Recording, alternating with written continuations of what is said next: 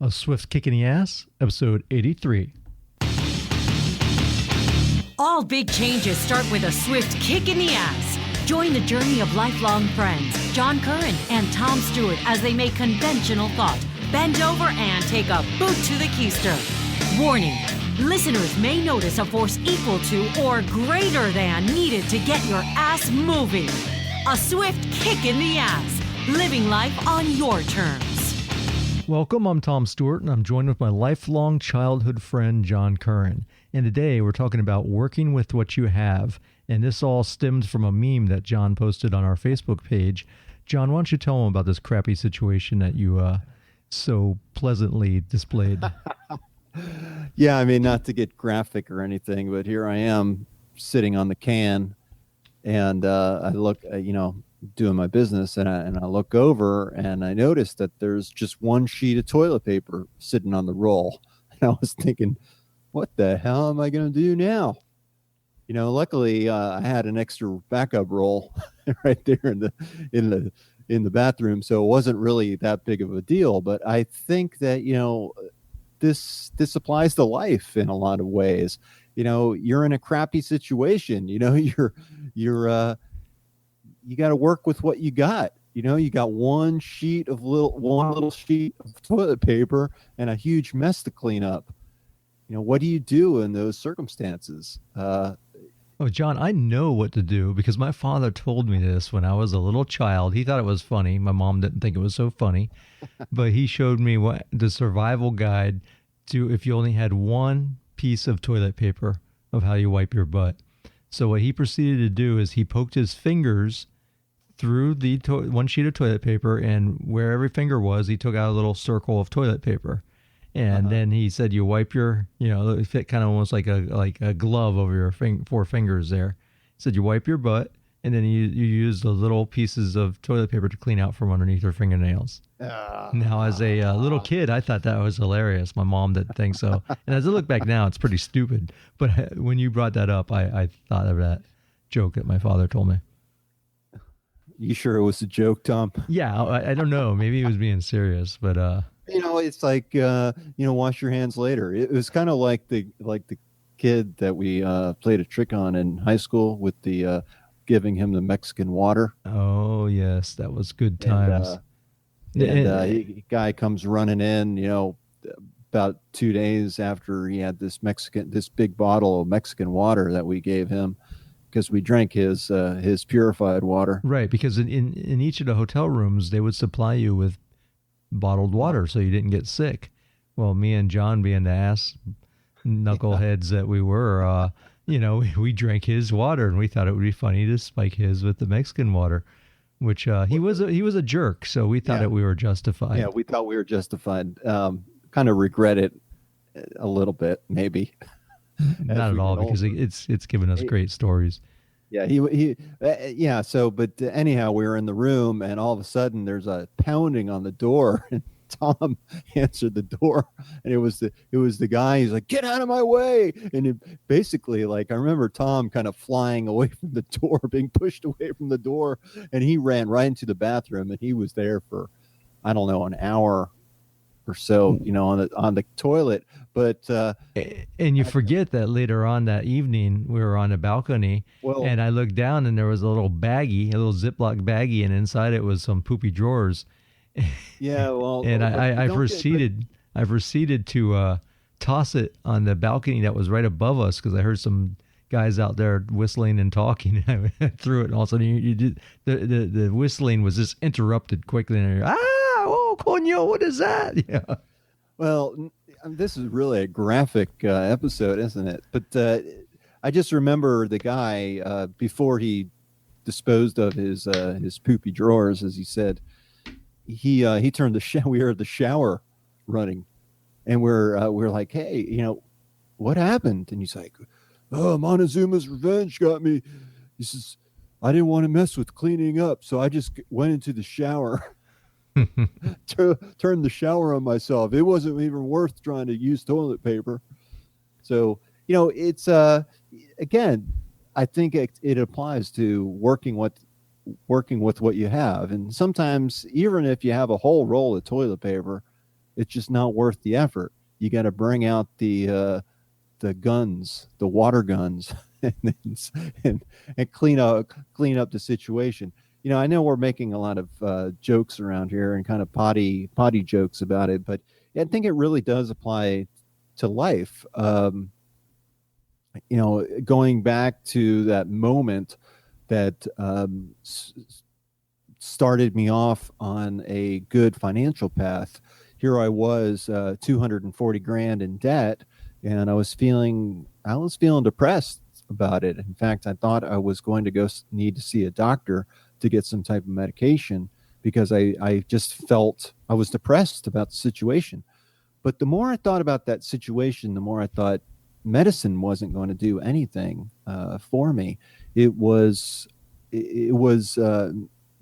my taking responsibility for where we were financially and doing something about it. I was responsible for solving the problem that I created, that my wife and I created.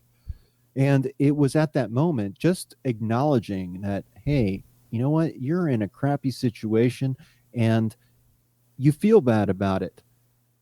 Just acknowledging that, I think, can help you recognize that there's no other way around it but to fight your way out, to clean up the situation the best that you know how.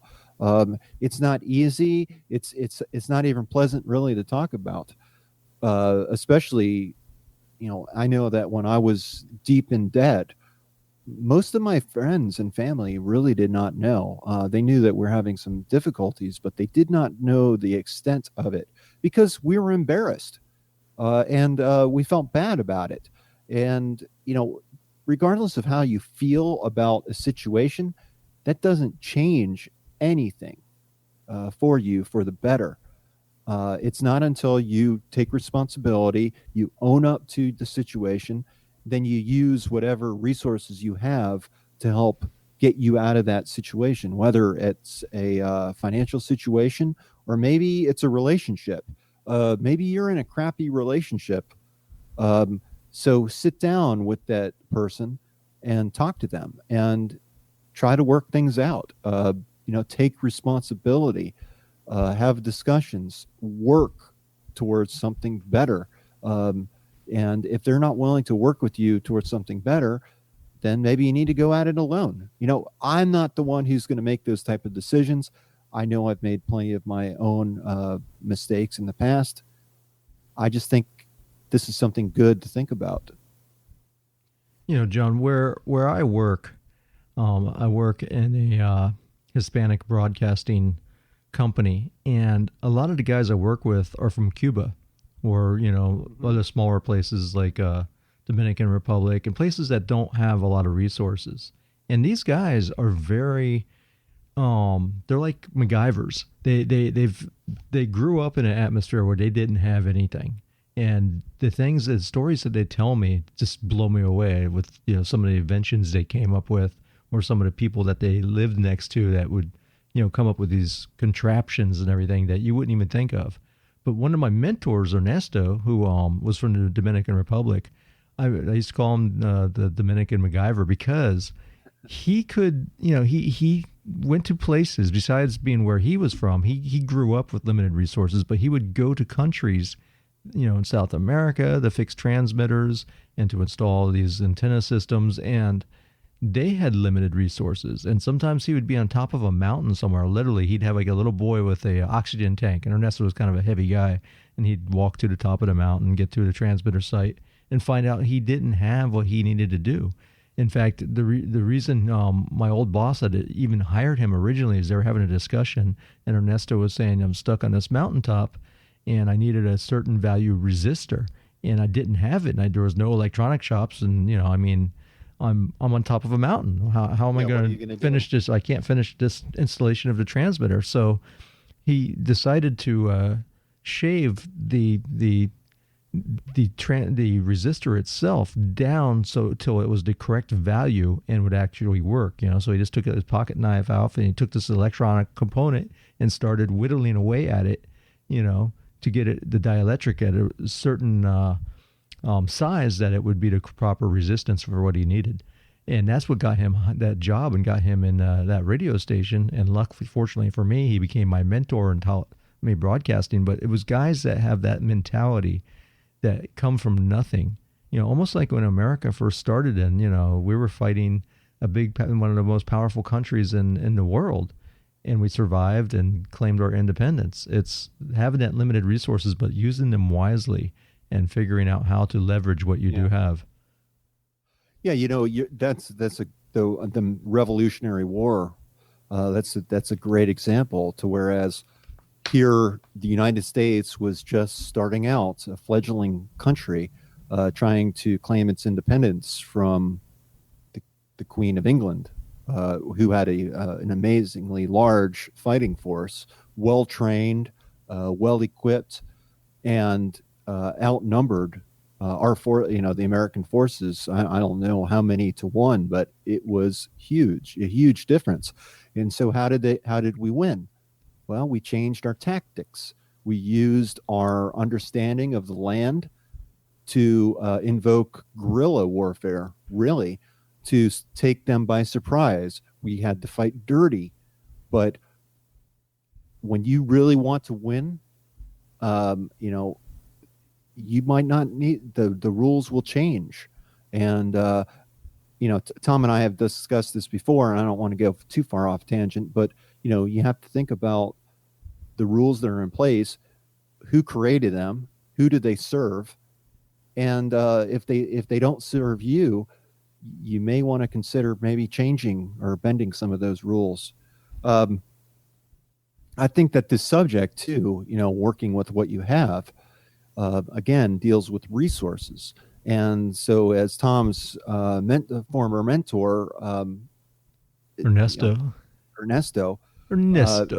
he used his one of the resources he had available to him was experience and understanding of electronics, and recognizing that in order to change the resistance value of a resistor, he knew exactly what to do with that. He had knowledge and he had skills, even though he didn't have the parts available with him.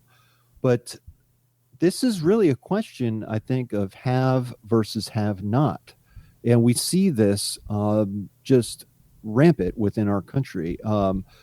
If you watch any TV at all, you'll see you'll see different groups of people who have become famous, Kardashians, about what have they really done to earn that fame, besides having a TV show and doing a lot of stupid crap and having that big no butts. one really wants to admit that they care about. I will be first and foremost to say I have very little knowledge of them. I care nothing really about their life or their TV shows or anything else about them. But a lot of people in America do. And because of your interest in them, or people's interest in them, that just makes them richer. It makes them more famous. It serves their purpose. Does it serve yours? I guess is the question. Think about how you're spending your time. Are you using it to further your goals, to make yourself happier? Or are you just saying, I don't have what it takes to get what I want, so I guess I'm just not going to get what I want, and having a loser's attitude and a defeatist attitude? The truth of the matter is that none of us has everything that we want, and we're all in different positions in life. So what one person has, maybe the other person has it, or maybe they don't. You could have all the money in the world and not have any love in your life, or you could have all the love in your life and no money, no resources, no power. Who's better off? I don't know, but for me, I think it's a very personal decision, and it's a personal view that you need to come up with on your own. to say what you want out of life. And if you want something bad enough, look at the resources available to you to help you get there. That's really the root and core of working with what you have. Well, John, you hear a lot of these stories with entrepreneurs.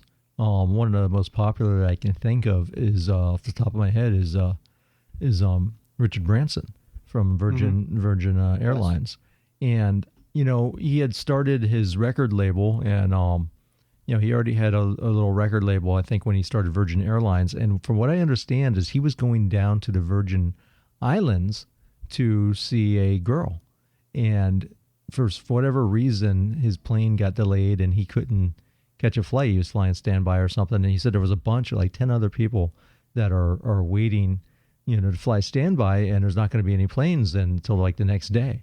And he saw a small charter jet, and he was like, well, if we have enough people, we could charter that jet.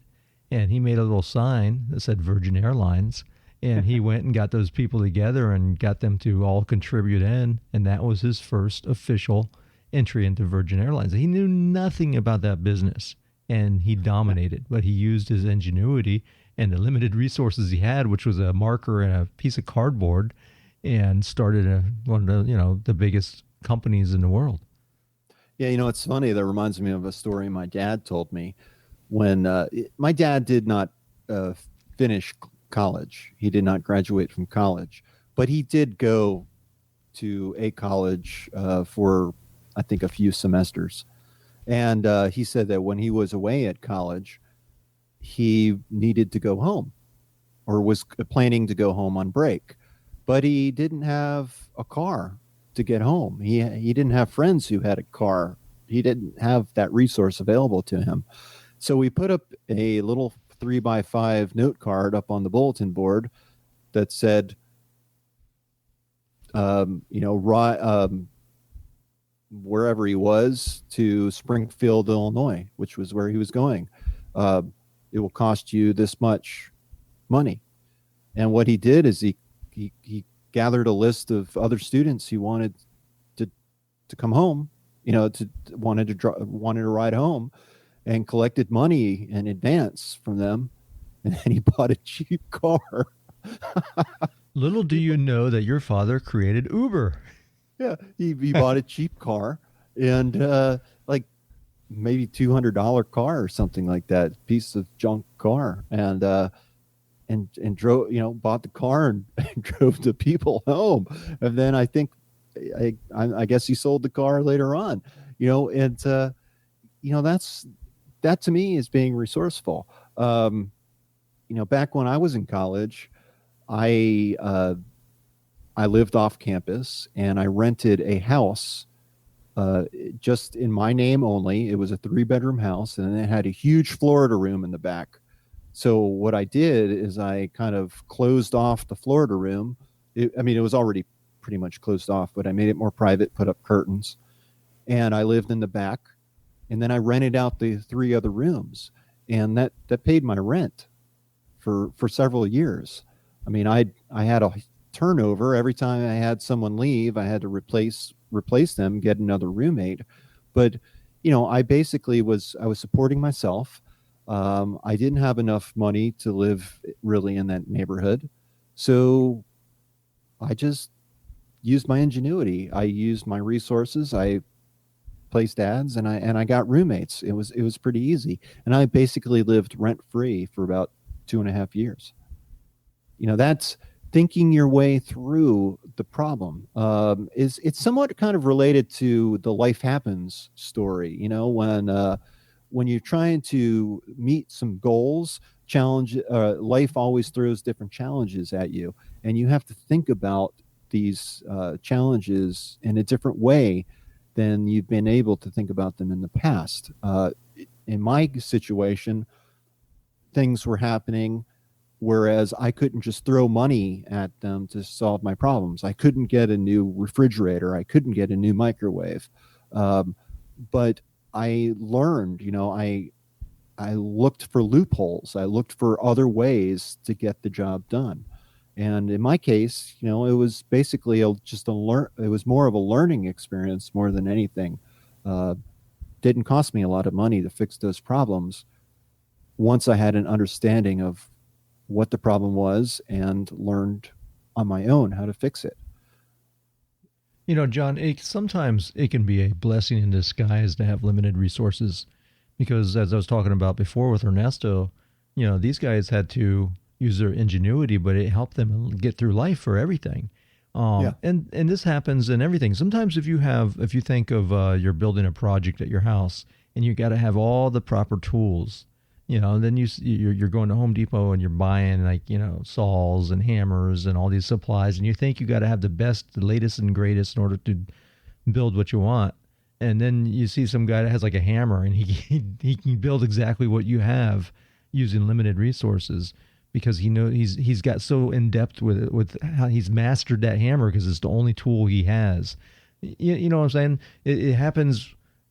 It can kind of be a blessing where you can be overwhelmed. I know that when you're starting out, say you're starting a business and you're trying to collect as many tools as possible, it can become overwhelming trying to figure out how to use all those compared to if you master one or two things or principles that will help you better. Case in point, working out, which I know we relate a lot of stuff to working out, but it's such a great, model for a good functioning life.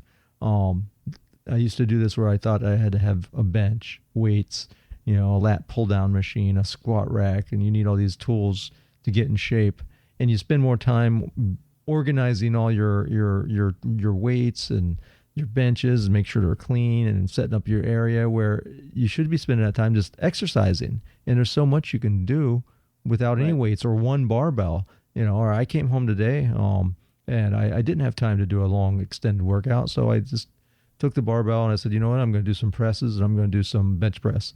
And it hit the areas I needed to do. And it probably was more beneficial because I didn't deplete myself with a small bunch of useless exercises. I hit the big basic exercises I needed to get the job done and hit it harder than I probably would because I had limited time. And it's the same thing with limited resources. Sometimes you can focus that into the one thing that really gets the biggest percentage of work done for you rather than spreading it all over different small little tasks. Yeah, I think we can get it in our own heads, what we need or what we don't need. We create our own expectations around any number of different situations. Those expectations can really be harmful if you think about them. Because if you don't have the resources to meet your expectations, you feel like you can't do it. And that's just so far from the truth. If you try to keep your expectations low, then I think you can surprise yourself with your creativity and how to get from point A to point B, in your own way. John, I remember, I like doing videography on the side and, I like cameras and that kind of stuff. And I remember hearing a story of this really popular wedding videographer, and everyone was like, what's this guy use to edit? Because his movies are so phenomenal, and what kind of gear does he shoot on? And that's an industry where at a time it used to be like you had to have the bigger, better camera to kind of be impressive, to make you feel like you could charge kind of money that you wanted to charge. Well, it turns out this guy had like a little handy cam, like a real cheap one, and edited on some $79, let's edit movie editing software that was like, not even up to standard of, what comes free packaged on your Mac, or, just maybe just a little bit better than the Windows version of Movie Maker. So this guy just used his creativity and knew his art. So he was able to create these fantastic movies, really productions, with very limited resources. Yeah, that's we are so resource focused, aren't we? We always feel like we have to have the best, but sometimes you don't need the best. Um, and when you're facing limited resources, you have to make decisions on where to put your money. And I'll tell you, digging myself out of a huge financial hole, that was the key, really, to getting out of that hole, was making the right choices, changing my lifestyle, and recognizing that I, you know, when I go into a grocery store, I used to pick the name brand foods, especially the ones that I grew up with. I knew I liked, and I just went with the name brand. I went with what I knew. But when I didn't have the money to to buy those name brands, I had some very difficult choices to make, and I tried a number of different, off-brand products and store brand products, and what I think what I realized at that time was that if I can't taste the difference or feel the difference or see the difference, why would I spend the extra money to get that? It's a utilitarian type of problem that we have. Look at the utility, look at the use that you're getting out of that product, that service, or whatever it is. What kind of use are you getting out of it, and what kind of value do you attach to that? Right, because in that kind of situation, you have to be able to look past the years of branding that has been imposed on you Yes. and the feelings of, like, when you think of certain sodas, of how that made you feel because those commercials told you you had to feel a certain way, or the people that you know like when I quit Diet Coke, one of the things that pissed me off and made me say, you know what, this is crap, I'm giving this up, is some billboard, and it said something like Diet Coke be exceptional, and Yeah. it has nothing to do with that. If it said taste great, yeah, that's okay. But when they're trying to make it look like it's just a lifestyle and that this drink is going to, make you an exceptional person, I thought it just rang so corporate to me, and I was just so sickened by it. And I was like, you know what? It's like the nail in the coffin.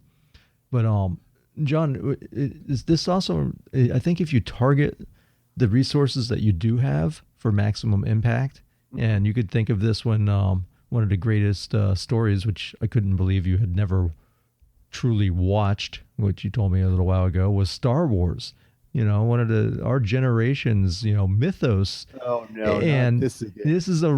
the rebels had no way to go up against the Empire, which was this massive machine of stormtroopers and the Death Star.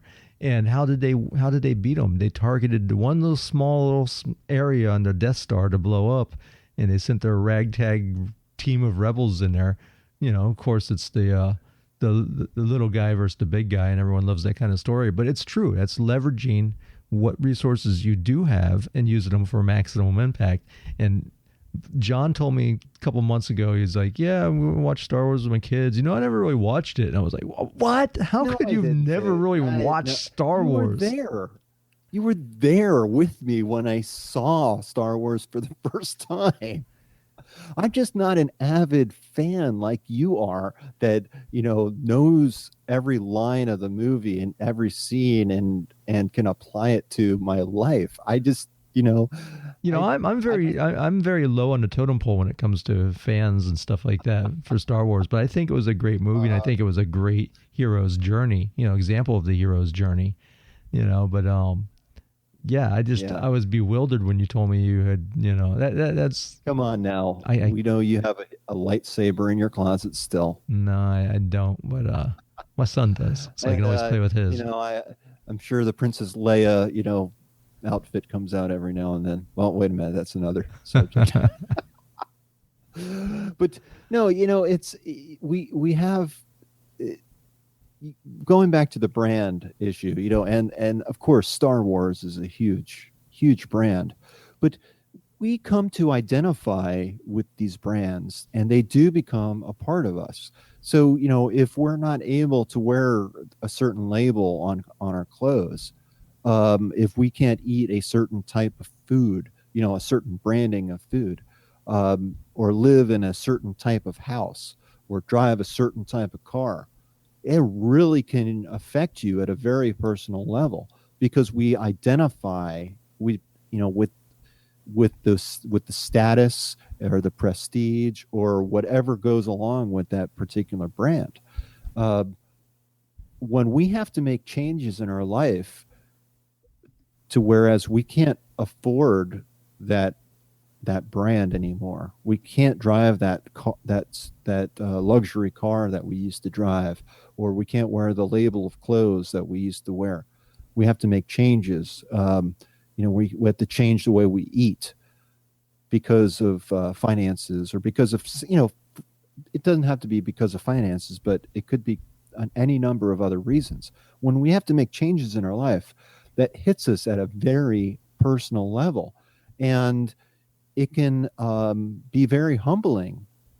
I think going through that, having gone through that myself, and it's really easy to start feeling down about yourself. But let me say, there's no reason to feel bad about yourself because of changes that you have to make, especially if you're making them for the right reasons, that you're going for a certain goal, and you have to make sacrifices, you have to make decisions, and you're living with those decisions. I see nothing wrong with that. In fact, I commend you for doing that, for looking beyond the branding, looking beyond the labels, and moving towards what you really want out of life, looking at the big picture rather than the small little place that you're trying to hit on the Death Star. Come on. Okay, I'll throw another big movie reference from the 70s at you. Rocky. Well, actually, we'll move into the 80s, because it was probably Rocky 4 when he fought the Russian, right? When they showed Rocky kind of go back to his roots and start almost doing like CrossFit. Before CrossFit was around, he was taking, chopping wood and running through the snow and flipping tires and doing pull-ups on wood rafters and stuff like that. Meanwhile, the Russian guy was played by Dolph Lundgren, had like steroids being pumped into him, had doctors monitoring him while he ran the treadmill and lifted weights, and it showed that opposition. Here's Rocky chasing chickens around to get his speed, and this guy had the highest tech stuff, but because Rocky was supposed to be pure, because it wasn't artificial, he eventually prevailed. Yeah, he earned. Rocky is a great example of life change, isn't it? Because what it taught us, especially Rocky 1, is that the underdog doesn't always win. Sometimes they get the hell beat out of them. But he went the distance. He tried. But he went the distance. Yeah, you're right. And yes, you're going to win. You're going to have you should want to try to win, I guess. But also it's more than just winning or losing. It's the fight that you put up, and it's what you go for that matters. It's in working with what you got. Look at Rocky as an example. Not using the fancy equipment, using what's around in his environment. Jackie Chan is really known for that, isn't he? In the films, he's not.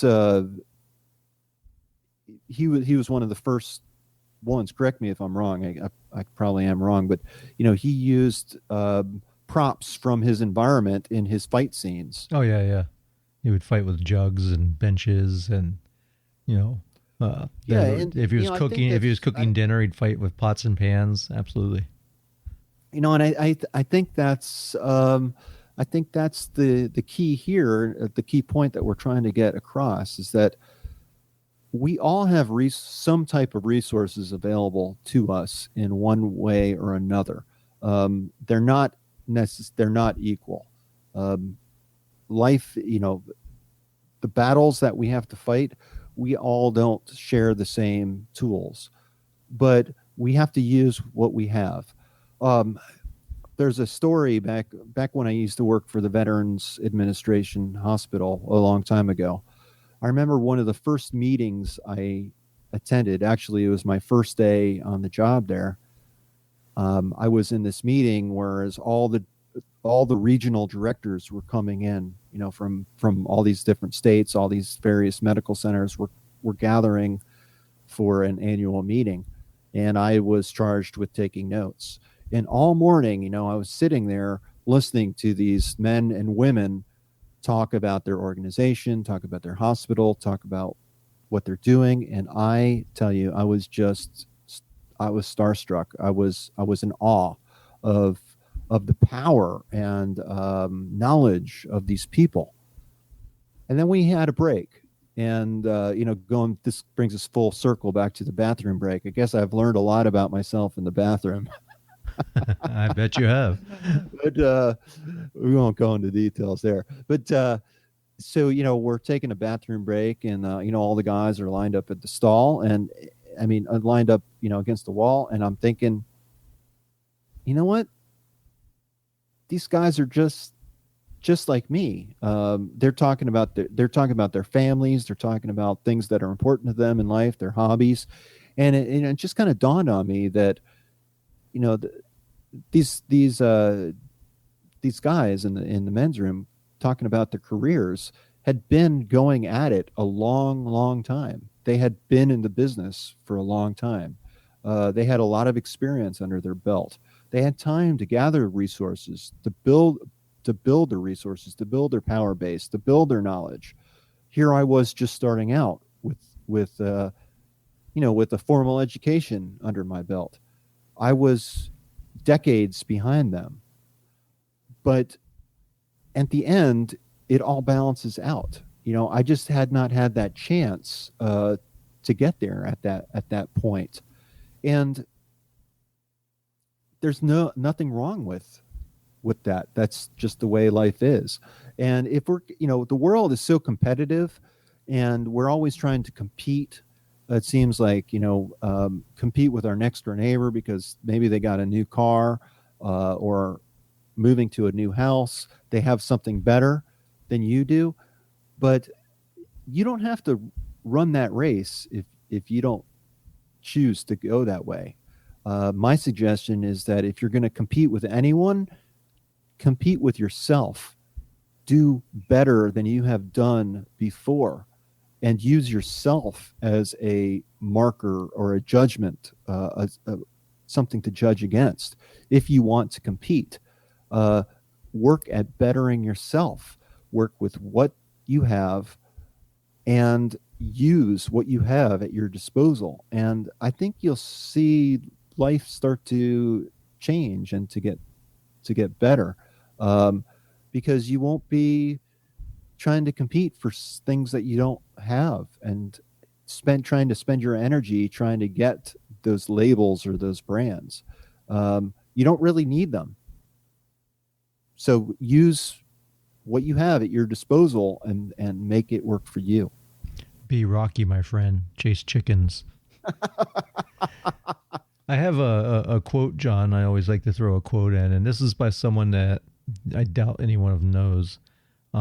His name's Craig Rochelle, but it's a great quote about resources. Limited resources are not a hindrance to innovation. Limited resources are a catalyst for innovation. And that's so true. As we were talking about before, when you have so little, or to my friends that were from Cuba, they didn't have the luxuries that we had. They didn't have, just the basic needs sometimes. And they had to come up with ideas of how they were going to get it and how they were going to do it. And sometimes they became so creative that they would astonish you to the things that they create. You're like, my God, I wouldn't even imagine that, but when you don't have nothing or come from nothing, you really do find a way. Yep. And that's the lesson here today. To use that last piece of toilet paper that you have to help you get the job done, because that's all you have. I think that's a good. Or you get really nasty fingernails, which is pretty gross. Yeah, my dad's method. Not advisable. Not Oh, John, advisable at all. I think that's about sums up our episode, right? Yep, I think so. Until the next time, this is John, Tom with the Swift Kick in the Ass. Make sure that you check out our website. Check us out on Facebook, Twitter. We'd love to hear from you. Sign up on our website for our vault. And like us on Facebook and Twitter. Our Twitter's blowing up right now, so check us out. We've been posting some really good stuff, and a lot of people are following us, and I like that. That's good. So keep it up. And this is Tom. Peace. And this is John. Peace. Talk to you later.